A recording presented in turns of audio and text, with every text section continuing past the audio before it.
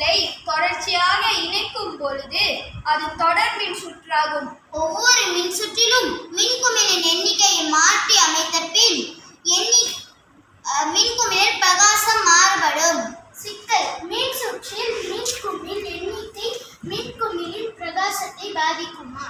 நோக்கம்: மின்குமிழின் எண்ணிக்கைக்கும் மின்குமிழின் பிரகாசத்திற்கும் இடையே உள்ள தொடர்பை ஆராய.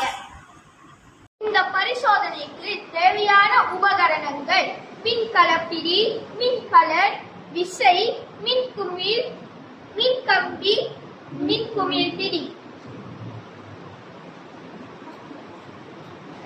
தொடர்ந்து பரிசோதனையை ஆரம்பிப்போம். முதலில் ஒரு மின்குமிழ் மிக பிரகாசமாக எரிகிறது. அடுத்ததாக இரண்டு மின்குமிழ்.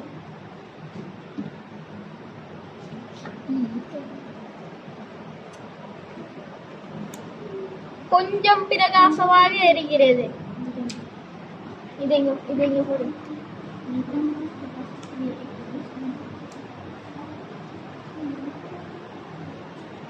பிரகாசம் மிக குறைவாக இருக்கிறது. அடுத்ததாக கருதுகோள்: மின்குமிழின் எண்ணிக்கை அதிகரிக்க அதிகரிக்க மின்குமிழின் பிரகாசம் குறையும். தற்சார்பு மாறி: தற்சார்பு மாறி மின்குமிழின் எண்ணிக்கை, சார்பு மாறி மின்குமிழின் பிரகாசம், கட்டுப்படுத்தப்பட்ட மாறி மின்கலனின் எண்ணிக்கை, மின்கலனின் வகை, மின்குமிழின் வகை. ஆராய்வின் மின்குமிழின் எண்ணிக்கை ஒன்றாக இருந்த பொழுது மின்குமிழின் பிரகாசம் மிகவும் பிரகாசமாக இருக்கும். இரண்டு மின்குமிழ். ஆராய்வின் முடிவு: மின்குமிழின் எண்ணிக்கை 1, மின்குமிழின் பிரகாசம் மிகவும் பிரகாசமாக இருந்தது. மின்குமிழின் எண்ணிக்கை 2, மின்குமிழின் பிரகாசம் மிதமான பிரகாசத்தில் இருந்தது.